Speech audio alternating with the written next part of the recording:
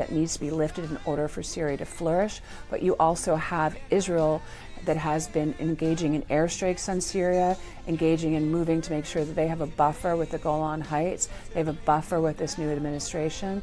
So again, Netanyahu out of the equation, the U.S. talking with Syria, which is a huge part of this equation. I always feel like I want to draw a map for people, but we've got Lebanon and Israel, Syria, and then you've got Iran and the Gulf here. And I'm not sure, I know we're in pictures, I'm trying to show you but it's sort of like Syria sits in the middle. Syria was the land bridge for the Shias. Syria was the land that the Iranians moved their weaponry through and across into Lebanon. And then Lebanon has the ports, they could move it out. So we're looking at a whole different changed region. And these handshakes not only are symbolic, but they're crucial to somehow establishing a toehold in peace, and also recognizing that the Saudis and the Iranians are all for the Palestinian people. The massacre that happened October 7th was horrific, but then the bombing of Palestinians in Gaza has not been supported by the Gulf states. They're against this, they're against Israel for this. So that's also tenuous in terms of President Trump having the relationship both with Israel and with the Saudis, who recognize the Palestinians' right to have their land and want this bloodshed to end. Yeah, and Courtney, I have to ask this because we know, obviously, as you mentioned, this is a business deal. This is all a transactional type meeting happening here. But we also know the president is a businessman. So is there any conflict of interest here? Well, there will be. I mean, we're talking about that Qatari plane that would cost a lot of money to get outfitted to use, first of all, in the U.S.'s Air Force One. So it would cost the U.S. money, it would cost taxpayers money for Trump to accept this gift, which he's really not supposed to anyway. But also what he's using is he's using the Trump organization and saying that he's not part of that anymore, that his sons are. His son-in-law does deals in Saudi. But it is a slippery slope here of, what is copacetic, what is above board. Courtney, so sorry to cut you off. It looks like the president has taken the stage and is speaking right now. So let's listen into that. Thank you so much. That incredible introduction. He's an incredible man. Known him a long time now. There's nobody like him. Thank you very much. Appreciate it very much, my friend. And it's a tremendous honor to return to this beautiful kingdom and be welcomed back with such extraordinary generosity and warmth. I've never forgotten the exceptional hospitality showed to us by King Salman, who's just, we talk about a great man. That is a great man. That is a great man, a great family. Now, that visit took place exactly 8 years ago. The graciousness of the royal family and the Saudi people is really unsurpassed, no matter where you go. Let me also thank the countless ministers, government officials, business leaders, and distinguished guests for that warm welcome. Very warm, and I know so many of you. I'd like to call out all of your names, but we have a lot of problems. We'd be here for a long time. We don't want that, so don't be upset. With this historic state visit, we celebrate more than 80 years of close partnership between the United States and the Kingdom of Saudi Arabia. Ever since President Franklin Roosevelt met with King Salman's father, King Abdul Aziz, aboard the USS Quincy in 1945, the U.S.-Saudi relationship has been a bedrock of security and prosperity. Today we reaffirm this important bond, and we take the next steps to make our relationship closer, stronger, and more powerful than ever before. It is more powerful than ever before.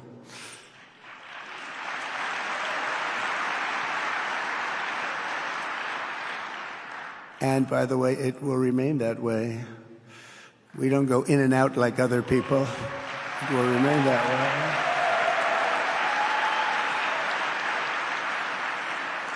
I've come this afternoon to talk about the bright future of the Middle East, but first let me begin by sharing the abundance of good news from a place called America.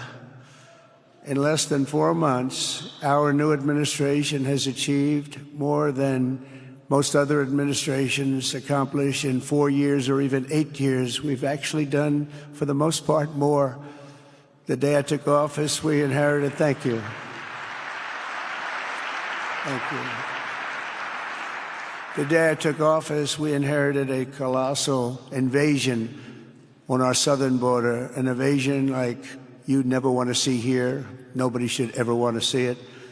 But within weeks, we slashed illegal border crossings to an all-time low, down 99.999%. That's good, even for this great gentleman standing right in front of me. That's a good number. We had hundreds of thousands of people. They came in at the same time last year, and last month we had, in this massive border, 3 people that got in. That's quite a difference, and we have no choice but to get a lot of the people that came in because they were not the best people. They were, in many cases, very bad people. We're getting them out. We're getting them out very fast. We're bringing them back to where they came from. We have no choice. After years of military recruiting shortfalls, enlistments in the U.S. Armed Forces are now the highest in 30 years because there is such an incredible spirit in the United States of America. We have tremendous spirit again.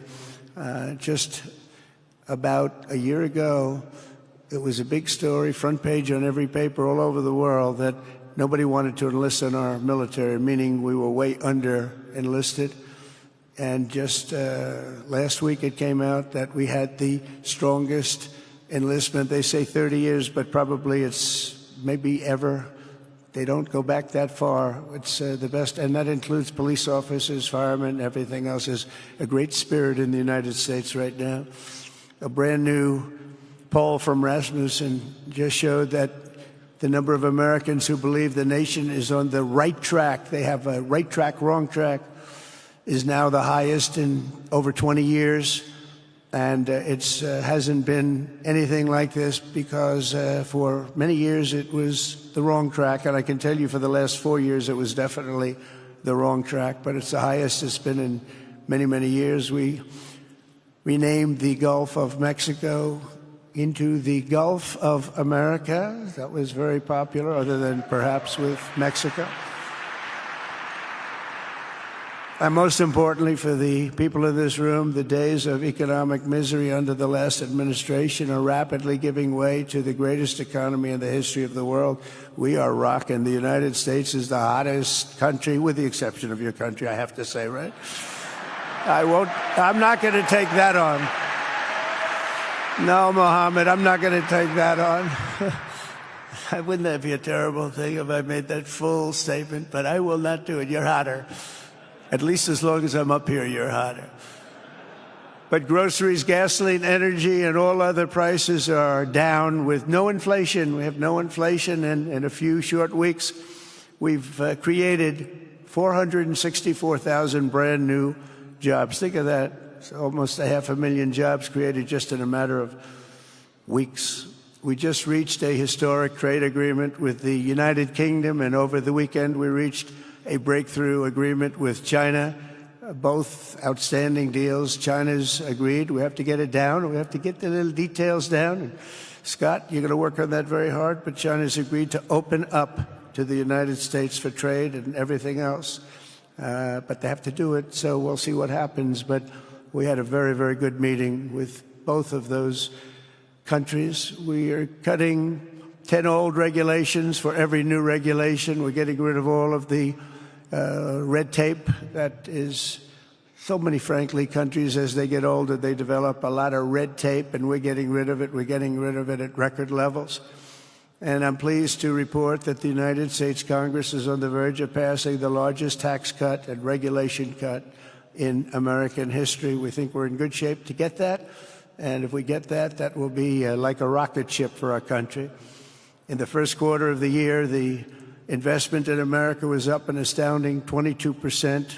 More than $10 trillion of new investments have been announced or are coming just since the election on November 5th. So think of that. In a very short period of time, we have over $10 trillion And it could be much higher than that. Not everybody comes to the White House to have a news conference that they're going to be opening up in America, but they're all coming in at numbers that we've never seen before. If you take a look at other presidencies, they wouldn't do $1 trillion sometime in years. We did this in essentially 2 months because you have to say we got into office and they gave me about a month to clean up and fix up the Oval Office. And after that, we started working. And the money is pouring in, the jobs are pouring in, the companies are pouring into our country like we've never seen before. There's never been anything like it. And we let other people tariff us into losing a lot of money and a lot of jobs, and now we're tariffing them. And it's at a level that nobody's seen. It's a level that is making us a very much different country and a very different Republican Party. We won a tremendous victory in November. We won all 7 swing states, the popular vote by millions and millions of votes. The Electoral College, we won by 312 to 226. Remember, they said, well, we could get to 270. No, we got to 312. That's a big difference. And very importantly, we won counties throughout the United States, 2,660 to 451. That's why when you look at a map, they're all red. The whole country is red. Red stands for Republican. From the moment on and from the moment we started, we've seen wealth that just poured and is pouring back into America. Apple is investing $500 billion. NVIDIA is investing, and I see my friend is here. Jensen, that's very good, wherever you may be. I thank you very much, because he's putting in $500 billion. TSMC is investing. Where is Jensen, by the way? Where is he? He's standing here. Where is he? I just saw that. Thank you very much, Jensen. I mean, Tim Cook isn't here, but you are. What a job you've done. He said he's got 99% of the chip market. I don't know. That's not easy to beat. But what a job you've done. Thank you. We are proud to have you in our country. You know that. Thank you for the investment. TSMC is investing $200 billion, and with this trip, we're adding over $1 trillion more in terms of investment into our country and buying our products. And, you know, nobody makes military equipment like us. We have the best military equipment, the best missiles, the best rockets, the best everything. Best submarines, by the way. Most lethal weapon in the world. In addition to purchases of $142 billion of American-made military equipment by our great Saudi partners, the largest ever. This week there are multi-billion-dollar commercial deals with Amazon, Oracle, AMD. They're all here. Uber, Qualcomm, Johnson & Johnson, and many, many more. So I want to congratulate everybody. So many great business executives, many of you, most of you I know. And they're coming in, you know, about a month ago. They weren't that happy when they saw me. And now they're saying, sir, you're doing a great job. Thank you very much. It's amazing what a rising market will do. Oh, it's going to get a lot higher. In fact, I told people 5 weeks ago, this is a great time to buy. I got criticized for that. Now they don't criticize me anymore. People should have listened. But it's going to go a lot higher. You see, we've never had anything like this happen. It's an explosion of investment and jobs, and great companies are coming in. Never seen anything like it. There's no better place to make a future or make a fortune, or do anything, frankly, than what we have in the United States of America under a certain President, Donald J. Trump. I have the right attitude. I have the same attitude that the people in the front row, second row, third row have. As you get back, perhaps they start to wane a little bit in terms of their view. But they understand, and we're doing what a lot of smart people would do. And we're not necessarily being politically correct. You saw what we did yesterday with health care. We've cut our health care by 50 to 90%. You're going to see drugs and pharmaceuticals come down at numbers that nobody has ever seen. and drugs, pharmaceuticals, we think will be dropping, and it will be a redistribution of costs with other nations, which really took advantage of a very nice group of people that ran our country. But not only is this a time of incredible excitement in the United States, it's also an exhilarating period right here in the Arabian Peninsula. Beautiful place, by the way, beautiful place. Exactly. Thank you. Exactly 8 years ago this month, I stood in this very room and looked forward to a future in which the nations of this region would drive the forces of terrorism and extremism, drive them right out of existence, and take your place among the proudest, most prosperous, most successful nations anywhere in the world as leaders of a modern and rising Middle East. So exciting, so exciting. Mohammed, do you sleep at night? How do you sleep?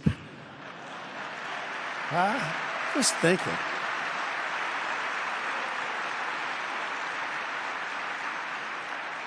What a job. He tosses and turns like some of us. Tosses and turns all night. How do I make it even better all night? It's the ones that don't toss and turn. They're the ones that will never take you to the promised land, won't they? But you have done some job. True. But critics doubted that it was possible what you've done. But over the past 8 years, Saudi Arabia has proved the critics totally wrong. The transformation that has occurred even by these incredible business leaders. I mean, you had the biggest leaders in business anywhere in the world standing right before us. But the transformation that has occurred under the leadership of King Salman and Crown Prince Mohammed has been truly extraordinary. Such a thing has, I don't think, ever happened before. I've never seen anything at that scale happen before. And I guess, maybe you could say the United States is doing pretty well, too, but I don't think too many people have seen that happen before. Majestic skyscrapers, the towers that I see, the difference between now and 8 years ago. And 8 years ago was very impressive, but the towers that I see rising, some of the exhibits that I was shown by Mohammed, what I've seen there is just an amazing it's an amazing process, amazing genius of so many people, architecture, but I have a feeling I know where many of those ideas came from.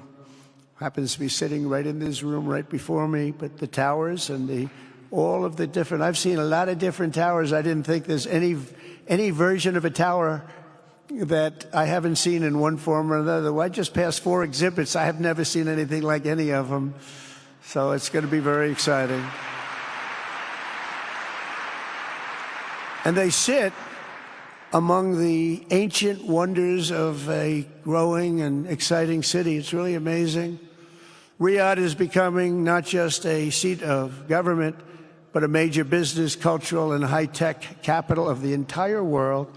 The World Cup is here. Johnny, just stand up, John. Johnny. Thank you, Johnny.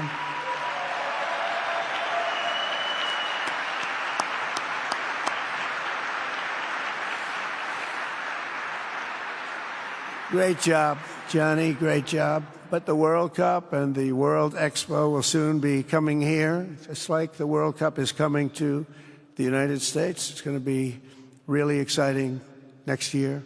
The engines of Formula One racing now roar through the streets of Jeddah in a historic milestone. Other industries recently surpassed oil. Think of it. All of your other industries now have surpassed oil. I don't know if a lot of people will understand what that means. It's so big to make up a majority of the Saudi economy for the very first time ever. So think of that. Other industries are now bigger even than oil, which is always going to be a big monster. It's a big one. But that's a great tribute to you and economic development properly used. In other cities throughout the peninsula, places like Dubai and Abu Dhabi, Doha, Muscat, the transformations have been unbelievably remarkable. Before our eyes, a new generation of leaders is transcending the ancient conflicts of tired divisions of the past and forging a future where the Middle East is defined by commerce, not chaos, where it exports technology, not terrorism, and where people of different nations, religions, and creeds are building cities together, not bombing each other out of existence. We don't want that.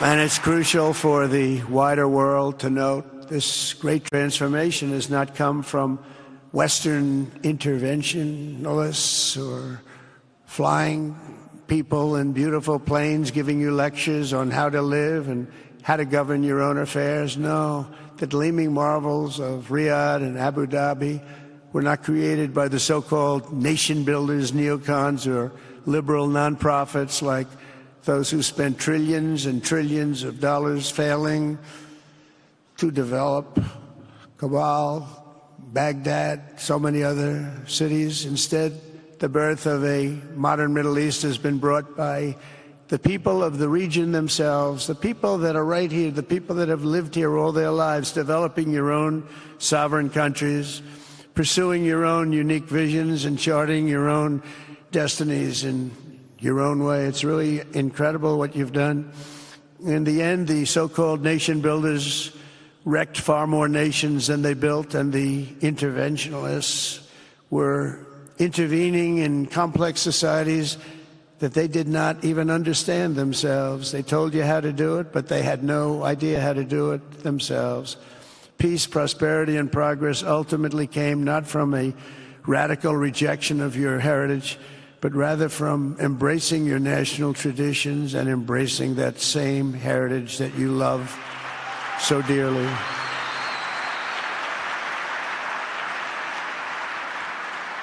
And it's something only you could do. You achieved a modern miracle, the Arabian way. That's a good way.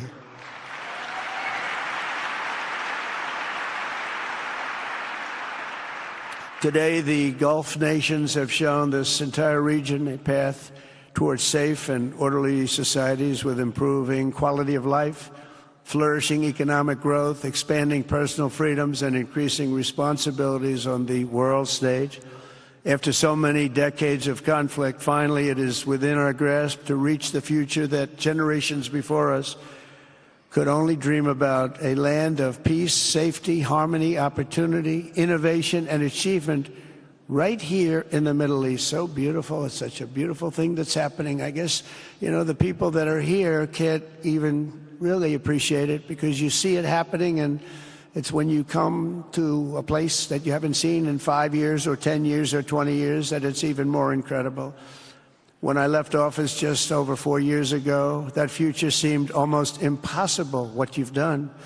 Together we had obliterated the killers of ISIS. We wiped them out, terminated its founder and leader, al-Baghdadi. We had healed the divide in the Gulf Cooperation Council. It's a very big deal. And united the nations of the region to stand against the enemies of all civilization. We'd imposed unprecedented sanctions on Iran and starved the regime of resources to fund terror. They were unable to fund anything because they had no money left. They had no money. But the new administration came in and let them have a lot of money, and you saw what happened. It was not money well spent. And with the historic Abraham Accords that we're so proud of, all the momentum was aimed at peace. And it aimed very successfully. It's been an amazing thing, the Abraham Accords. And it's my fervent hope, wish, and even my dream that Saudi Arabia, a place I have such respect for, especially over the last fairly short period of time, what you've been able to do, but we'll soon be joining the Abraham Accords. I think it'll be a tremendous tribute to your country. And it will be something that's really going to be very important for the future of the Middle East. I took a risk in doing them, and they've been an absolute bonanza for the countries that have joined. The Biden administration did nothing for 4 years. We would have had it filled out. But it will be a special day in the Middle East with the whole world watching when Saudi Arabia joins us. And you'll be greatly honoring me, and you'll be greatly honoring all of those people that have fought so hard for the Middle East. And I really think it's going to be something special, but you'll do it in your own time, and that's what I want, and that's what you want, and that's the way it's going to be. When I left office, the only thing still standing between this region and its unbelievable potential was a small group of rogue actors and violent thugs seeking constantly to drag the Middle East backward and into havoc, mayhem, and indeed into war. Unfortunately, instead of confronting these destructive forces, the last U.S. administration chose to enrich them and empower them and give them billions and billions of dollars. The Biden administration, the worst administration in the history of our country, by the way, spurned our most trusted and long-standing Gulf partners, and I can say partners worldwide, one of our great, great partners, no matter who we look to, and we have great partners in the world, but we have none stronger and nobody like the gentleman that's right before me. He's your greatest representative, greatest representative.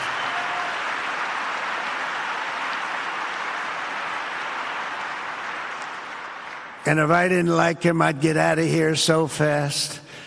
You know that, don't you? He knows me well. I do. I like him a lot. I like him too much. That's why we give so much, you know? Too much. I like you too much. Great guy. They lifted sanctions on Iran in exchange for getting nothing, and sent the regime tens of billions of dollars to fund terror and death all over the world. And they laughed at him. They laughed at our leader. And they're still laughing at our leader. They thought him a fool. And they made nothing but trouble ever since, including the funding of October 7th, one of the worst days ever in the history of the Middle East. Horrible day. Biden removed the Houthis from the list of foreign terrorist organizations, even while missiles and drones were being launched right here at your beautiful city of Riyadh, and launched at ships if they happened to be sailing in the wrong location. The Biden administration's extreme weakness and gross incompetence derailed progress toward peace, destabilized the region, and put at risk everything we had worked so hard to build together. And when you think of the great achievements that you've made, to do it in light of a pretty hostile administration, an administration that was not a believer, it makes your achievements even greater. Makes them even greater, you know that. But in a few short months since taking office, we have achieved the swift return of American strength at home and abroad, now working with the vast majority of people in this region who seek stability and calm. Our task is to unify against the few agents of chaos and terror that are left and that are holding hostage the dreams of millions and millions of great people.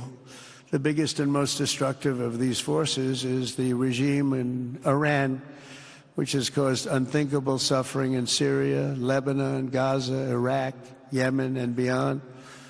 There could be no sharper contrast with the path you have pursued on the Arabian Peninsula than the disaster unfolding right across in the Gulf of Iran. Think of that. They wanted to name it that. I said, they're not going to let them do that. Do you mind if I stop that? I stopped it. We're not going to let that happen.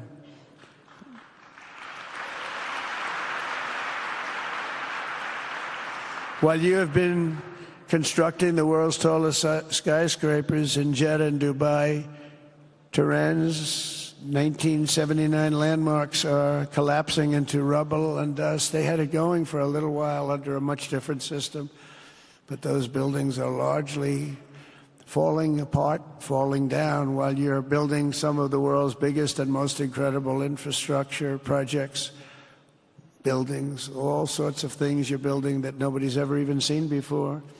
Iran's decades of neglect and mismanagement have left the country plagued by rolling blackouts lasting for hours a day. All the time you hear about it. While your skill has turned dry deserts into fertile farmland, Iran's leaders have managed to turn green farmland into dry deserts as their corrupt water mafia, it's called it the water mafia, causes droughts and empty riverbeds. They get rich, but they don't let the people have any of it. And then, of course, there's the key difference at the root of it all. While the Arab states are focused on becoming pillars of regional stability and world commerce, Iran's leaders have focused on stealing their people's wealth to fund terror and bloodshed abroad. Most tragic of all, they have dragged down an entire region with them. Countless lives were lost in the Iranian effort to maintain a crumbling regime in Syria. Look at what happened with Syria. In Lebanon, their Hezbollah proxies have pillaged the hopes of a nation whose capital, Beirut, was once called the Paris of the Middle East. Can you imagine? All of this misery and so much more was entirely avoidable, absolutely avoidable. And Mohammed knew that. He knew that. Smart people knew that. If only the Iranian regime had focused on building their nation up instead of tearing the region down. Yet I'm here today not merely to condemn the past chaos of Iran's leaders, but to offer them a new path and a much better path toward a far better and more hopeful future. As I've shown repeatedly, I am willing to end past conflicts and forge new partnerships for a better and more stable world, even if our differences may be very profound, which obviously they are in the case of Iran. I have never believed in having permanent enemies. I am different than a lot of people think. I don't like permanent enemies, but sometimes you need enemies to do the job, and you have to do it right. Enemies get you motivated. In fact, some of the closest friends of the United States of America are nations we fought wars against in generations past, and now they're our friends and our allies. I want to make a deal with Iran. If I can make a deal with Iran, I'll be very happy if we're going to make your region and the world a safer place. But if Iran's leadership rejects this olive branch and continues to attack their neighbors, then we will have no choice but to inflict massive, maximum pressure, drive Iranian oil exports to zero, like I did before. If you know that, they were a virtually bankrupt country because of what I did. They had no money for terror. They had no money for Hamas or Hezbollah, and take all action required to stop the regime from ever having a nuclear weapon. Iran will never have a nuclear weapon.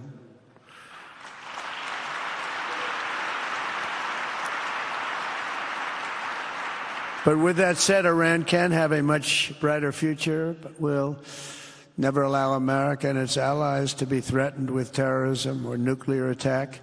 The choice is theirs to make. We really want them to be a successful country. We want them to be a wonderful, safe, great country, but they cannot have a nuclear weapon. This is an offer that will not last forever. The time is right now for them to choose. Right now, we don't have a lot of time to wait. Things are happening at a very fast pace. They're happening right here. They're happening at a very fast pace. So they have to make their move right now, one way or the other. Make your move. As I said in my inaugural address, my greatest hope is to be a peacemaker and to be a unifier. I don't like war. We have the greatest military, by the way, in the history of the world. You know, I rebuilt our military in my first 4 years and rebuilt it into the most powerful military there is. And you saw that when I knocked out ISIS in 3 weeks. People said it would take 4 years, 5 years. I did it. We did it in 3 weeks. Just days ago, my administration successfully brokered a historic ceasefire to stop the escalating violence between India and Pakistan. And I used trade to a large extent to do it. I said, fellas, come on, let's make a deal. Let's do some trading. Let's not trade nuclear missiles. Let's trade the things that you make so beautifully. And they both have very powerful leaders, very strong leaders, good leaders, smart leaders. And it all stopped.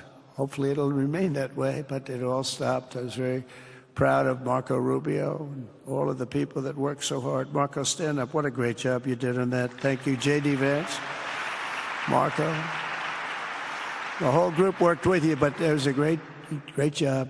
And I think they're actually getting along. Maybe we can even get them together a little bit, Marco, where they go out and have a nice dinner together. Wouldn't that be nice? But we've come a long way, and it could be, millions of people could have died from that conflict that started off small and was getting bigger and bigger and bigger by the day.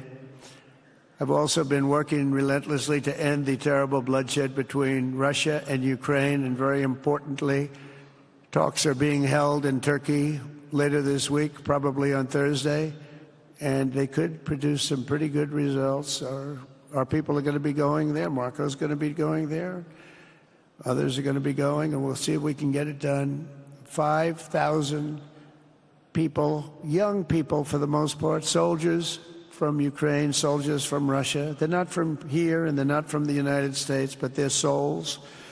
They're souls. I think usually, mostly, they're young, beautiful souls that left their parents waving goodbye, left their brothers and sisters. Goodbye, I'll see you soon. And they got blown to pieces. 5,000 on average a week are dying. And people are dying elsewhere in the region, but tremendous numbers like we haven't seen since World War II are dying. And I want to stop it. I want to stop it. It's a horrible war. Would have never happened if I were president. That's a war that would have never happened. October 7th would have never happened if I were president, because Iran had no money to pay Hamas or anybody else. They had no money. They were not looking to take care of them. They had to take care of themselves. They had no money. We stopped their oil effectively with the embargoes and sanctions. But let me take this opportunity to thank the Kingdom of Saudi Arabia for the constructive role that you've played in facilitating the Ukraine talks. And it really is, you've been amazing. You've made everything available to us. Thank you very much. Thank you. And if we get that settled, we'll pay a special tribute to what you've done. You really did lay a great groundwork. Thank you very much. Appreciate it. The West should not be dragging itself backward into another endless war in Europe, yet another endless war. We should stop the killing and work together to address the biggest long-term threats as one unbeatable team. Think of us as an unbeatable team. I mean, when you look at what you've done here, that's much more difficult than stopping stupidity. Think of it. It's stupidity. What you've done is much more difficult, and you did it better than anybody else has ever done it. As President of the United States, my preference will always be for peace and partnership whenever those outcomes can be achieved. Always. It's always going to be that way. Only a fool would think otherwise. In recent years, far too many American presidents have been afflicted with the notion that it's our job to look into the souls of foreign leaders and use U.S. policy to dispense justice for their sins. They loved using our very powerful military, and now it's really the most powerful it's ever been. We just are getting a budget approved, $1 trillion, highest budget we've ever had in history for military, $1 trillion. And we're getting the greatest missiles, the greatest weapons. And, I hate to do it, but you have to do it because we believe in peace through strength. You have to have the strength, otherwise bad things could happen. But hopefully we'll never have to use any of those weapons. Seems to be an awfully big waste of money if you're never going to use them, but hopefully we'll never have to use them, because the destructive power of some of those weapons are like nobody's seen before. I believe it is God's job to sit in judgment, my job to defend America and to promote the fundamental interest of stability, prosperity, and peace. That's what I really want to do. I will never hesitate to wield American power if it's necessary to defend the United States or to help defend our allies.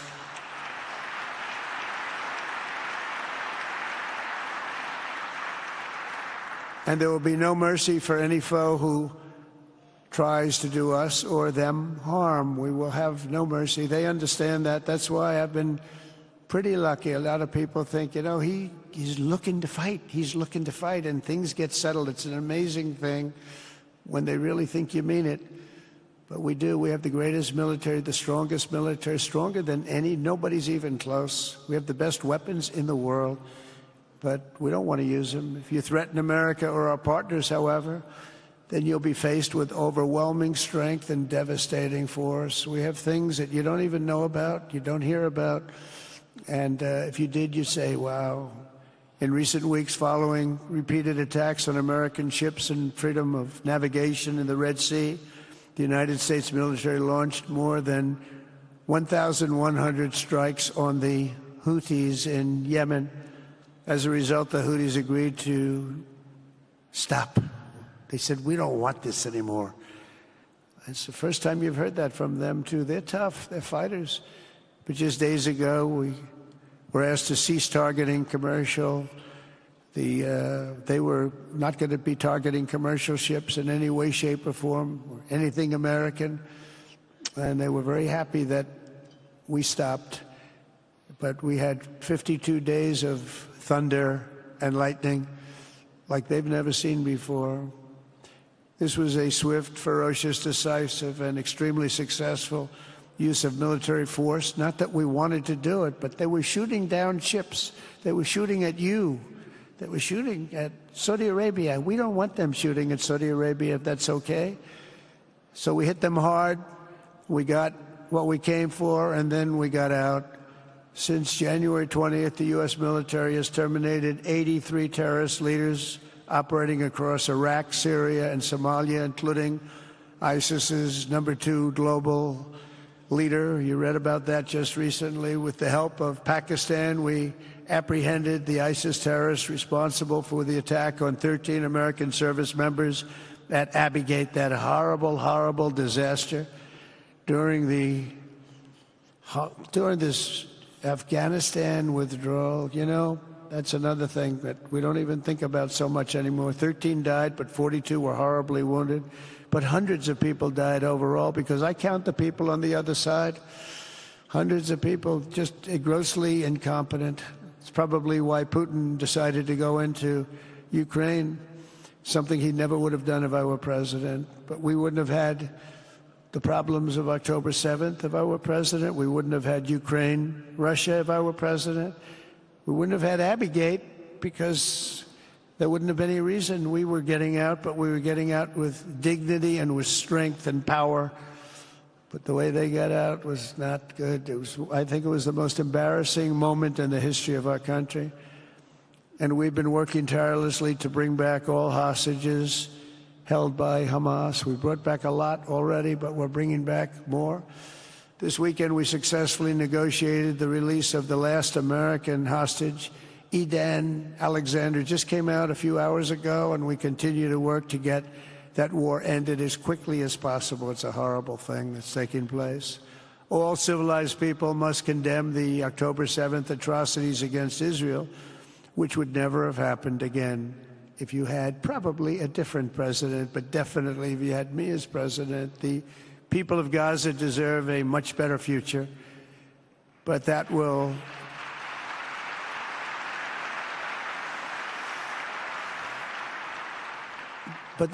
or can not occur as long as their leaders choose to kidnap, torture, and target innocent men, women, and children for political ends. The way those people are treated in Gaza, there's not a place in the world where people are treated so badly. It's horrible. After years of suffering, two of the nations most ravaged by terror are finally beginning to end their long nightmares under the new generation of leaders.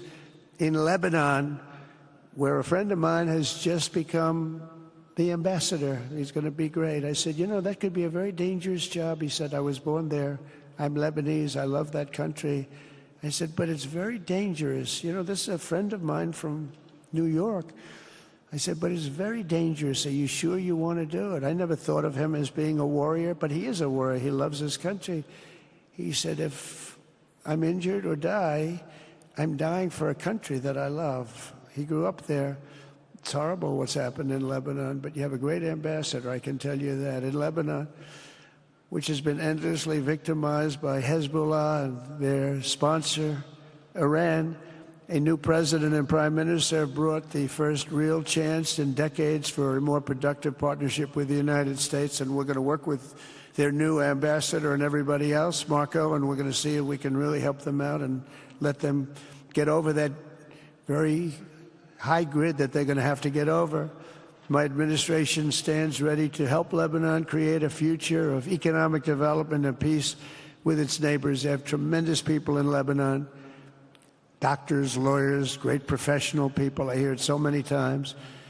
Likewise, in Syria, which has seen so much misery and death, there is a new government that will hopefully succeed in stabilizing the country and keeping peace. That's what we want to see in Syria.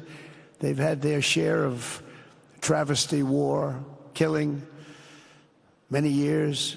That's why my administration has already taken the first steps toward restoring normal relations between the United States and Syria for the first time in more than a decade. And I'm very pleased to announce that Secretary Marco Rubio will be meeting with the new Syrian foreign minister in Turkey later this week. And very importantly, after discussing the situation in Syria with the Crown Prince, your Crown Prince,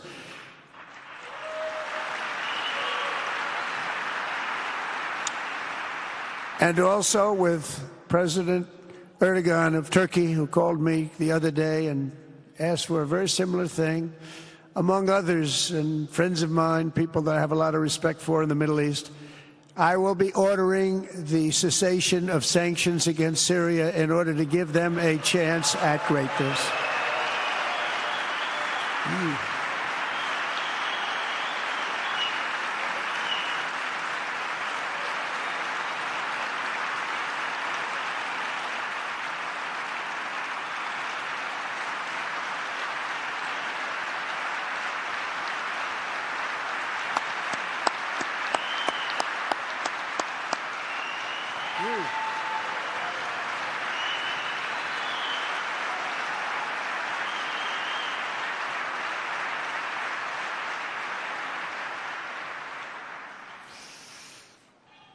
Oh, what I do for the Crown Prince. The sanctions were brutal and crippling and served as an important, really an important function, nevertheless, at the time. But now it's their time to shine. It's their time to shine. We're taking them all off, and they're going to have, I think they're going to have, based on the people and the spirit and everything else that I'm hearing about. So I say good luck, Syria. Show us something very special like they've done, frankly, in Saudi Arabia. Okay, they're going to show us something special. Very good people. Everywhere we can, my administration is pursuing peaceful engagement, offering a strong and steady hand of friendship to all that will take it in good faith. Together, we have made unprecedented strides and tremendous progress, and we're still just at the dawn of the bright new day that awaits for the people of the Middle East, the great, great people of the Middle East. If the responsible nations of this region seize this moment, put aside your differences and focus on the interests that unite you, then all of humanity will soon be amazed at what they will see right here in this geographic center of the world. It really is. It's like a center of the world and the spiritual heart of its greatest faiths. For the first time in 1,000 years, the world will look at this region not as a place of turmoil and strife and war and death, but as a land of opportunity and hope, just like you've done right here, a cultural and commercial crossroads of the planet. Security and stability will lift millions into lives of safety and success, and the nations of this region will be free to realize your highest destinies, honor your proud histories, harness amazing new opportunities, and bring incredible glory to Almighty God. People will come from all over the globe to be inspired by the cities you build, the businesses you create, the technologies you invent, and the beauty, talent, and potential you unleash right in the hearts of your citizens. Each of you will be able to take tremendous pride in the legacy you will leave to your children, because you will have given them the ultimate blessings of prosperity and peace, so important. In the United States, we've launched the golden age of America. It's the golden age. We see it. We see it with all that money, trillions and trillions of dollars pouring in, hundreds of thousands of jobs coming in with it. And with the help of the people of the Middle East, the people in this room, partners throughout the region, the golden age of the Middle East can proceed right alongside of us. We will work together. We will be together. We will succeed together. We will win together. And we will always be friends.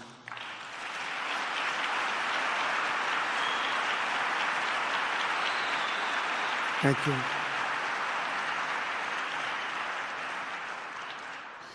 So, Mohammed, I want to thank you again very much for having me. And as a representative of what I think is the greatest nation in the world, we are with you all the way, and you have a tremendous future. Thank you very much. And please pay my respects to your father. Thank you very much. Thank you.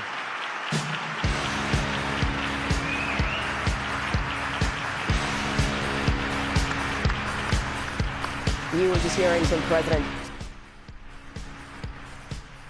just hearing from President Donald Trump there speaking at the Saudi-U.S. Investment Forum. This is his first major trip for his second term. He talked about a lot of things, investments as well. But right now, I want to go back to CBS News Middle East reporter Courtney Keeley, because a lot was discussed. And Courtney, I think the one thing that, a lot of things stand out, but the one thing I want to ask you about right now is about the announcement of meeting with the Syrian president. Can you tell us more about that? Well, that is huge news. President Trump went from country to country, talked about investments, arms deals, investments, and then he made this huge announcement. U.S. sanctions will be lifted from Syria. About 5 months since Bashar al-Assad fled to Moscow with his family, and the new interim government was formed with Ahmed al-Shara, who was head of Hayat Tahrir al-Sham, which is a U.S. designated terror group, clearly an olive branch. An olive branch that he talked about extending to Iran has now been extended to Syria on behalf of his talks with Mohammed bin Salman, the Crown Prince of Saudi Arabia, as well as President Erdogan of Turkey, that borders Syria, and that's been a huge issue for them through the civil war. This could be a game changer for Syria if they lift those sanctions. It's an impoverished country that's lived under terrible trauma and brutality under Assad and is just emerging from that. And is this surprising or shocking at all? It almost seems like the United States, it is basically involving itself in the Middle East here. You even talk about the release of Edan Alexander, and we know the United States was involved directly in those negotiations. So is this a surprise that this is the step the Trump administration is taking? Yes, I was surprised. Quite honestly, I'll take my reporter mask off just to tell you that. I went, oh my gosh, here we go. Now, Syria sits in the middle of it all. He talked about Lebanon. He talked about Hamas and Gaza. He talked about the hostages released. He talked about the Saudis, the Qataris, the UAE. But Syria is this landmass that borders Iran, and it borders Lebanon, and it borders the Golan, where Israel also has a stake in taking over some of that land and has annexed it, according to President Trump, in his first administration. So Syria was the landmass controlled by then President Bashar al-Assad, who was a bloody dictator. There's no other, I can't mince my words on that. And Iran used that land as a Shia land bridge to bring weapons into Hezbollah. They can also be then shipped out of Lebanon. That is done. Prime Minister Netanyahu launched a war into Lebanon as well. A lot has been pacified really in this region. This really also was just a love letter over and over to Crown Prince Mohammed bin Salman. I don't want to, I need to touch on that point too. While the news coming out of Syria is great for the Syrians and could also be that huge peg in the middle that could help establish relationships with Lebanon, it's just a key player for so many players in the Levant. But this is a trip to the Gulf. This is the biggest arms deal the U.S. is offering the Saudis on the table. They've already talked about a $1 trillion deal with UAE. So there's deals with money, and there's deals with peace, and we all know President Trump likes deals, but he was talking in such a florid way, so much about ancient civilizations, an end to bloodshed, peace, and harmony. Those words were not lost on me, and it will not be lost on the region, and will also not be lost on Iran, who are watching very closely. Yeah, some very, very important insight there. Courtney Keeley, thank you so much for standing by with us on 24/7 this entire time. We appreciate it. Thank you. All right, tracking the president's trip live from the White House is CBS News White House correspondent Aaron Navarro. Aaron, thanks for standing by as well. Trump referenced talks between Russia and Ukraine. So what was your takeaway there? Yeah, Mugo, good to be with you. The president, during his remarks there, said, quote, "Our people will go to Turkey on Thursday for those talks between Russia and Ukrainian officials." The U.S. officials we've been told that will be there include Secretary of State Marco Rubio, who was with Trump there in Saudi Arabia, special envoys and advisors Keith Kellogg and Steve Witkoff, who has been instrumental in most of the big conflicts in the Middle East, and that region is also expected to be there. We saw earlier today Russian media confirm that they expect these talks to be direct between Russia and Ukraine. And in recent weeks, you've seen President Trump, Vice President J.D. Vance hit the steady drumbeat that they need to have direct talks between Russia and Ukraine. They may get that this Thursday in Istanbul. And he also talked about Saudi Arabia possibly joining other nations in recognizing Israel. Can you tell us more about that? Yeah, the president, building off of his Abraham Accords in his first term, has talked about including Saudi Arabia there in that peace agreement between Israel and several Arab states, such as the UAE, Morocco. President Trump said they will, quote, "do it in their own time." But Saudi's leader, Mohammed bin Salman, has been pretty clear-cut that they would not join the Abraham Accords unless there's a clear path for Palestinian statehood and end to the war in Gaza. So that's certainly a goal stated by President Trump during his remarks. Whether it's a realistic one at this current moment remains to be seen. Yeah, seems like there's several more steps before they can actually get there. What more can you tell us about the agreements that were signed today?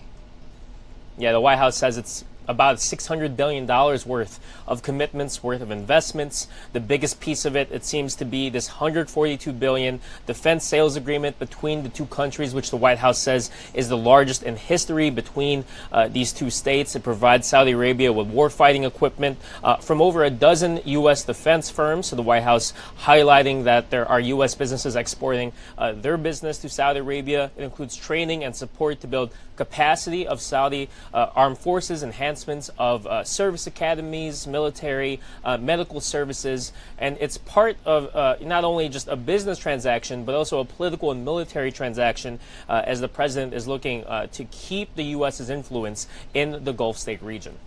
All right, CBS News White House reporter Aaron Navarro, thank you so much. We appreciate it.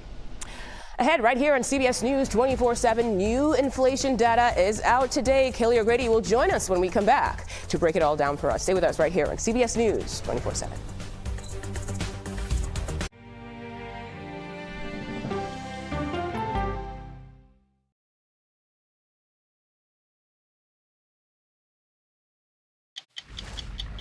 That damn biological clock. It ticks in every woman's head.